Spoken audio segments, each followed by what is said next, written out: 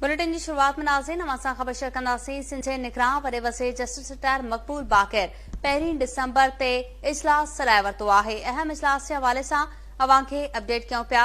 Justice retire मक़बूल Baqir Sindh काबीना जो इजलास 1 डिसंबर ते तलब करे वरितो आहे। वॾे वज़ीर 1 डिसंबर ते इजलास तलब कयो आहे। सिंध फूड अथॉरिटीअ जा रूल्स ऐं रेगुलेशन जोड़ण वारो मामलो बि काबीना जी एजेंडा में शामिल आहे।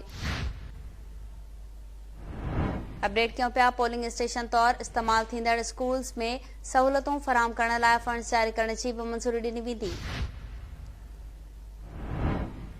कमिश्नर कराचीअ लाइ नई गाॾी ख़रीद करण वारो मामलो बि एजेंडा में शामिल हूंदो।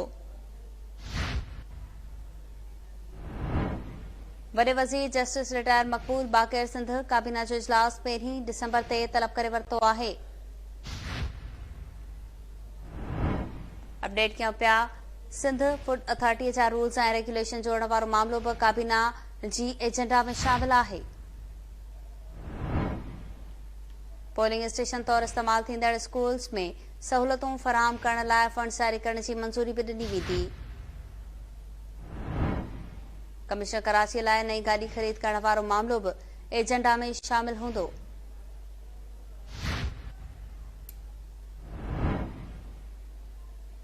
वॾे वज़ीर जस्टिस रिटायर मक़बूल बाक़िर सिंध काबीना जो इजलास 1 डिसंबर ते तलब करे वरितो आहे। 1 डिसंबर ते इजलास तलब कयो वियो आहे। तफ़सील मालूम कंदासीं। लाइन ते मौजूद आहे सॻी चांडियो जी अपडेट कजो। जी बिल्कुल। सिंध जे वॾे वज़ीर पारां सिंध काबीना जो इजलास 1 डिसंबर ते तलब करे वरितो आहे। वज़ीर आला सेक्रेटरीट में 3 वॻे सिंध काबीना जो इजलास करायो वियो आहे। मुख़्तलिफ़ मामलनि ते जेका उहो बहस थींदो।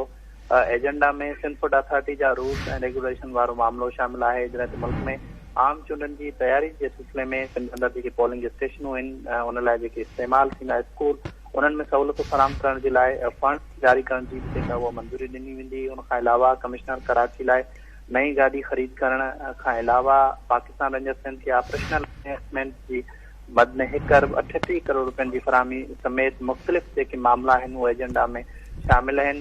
3 वॻे जेको आहे उहो इजलास 1 डिसंबर ते तलब कयो वियो आहे। जी तफ़सील ॿुधाइण लाइ तव्हांजी महिरबानी।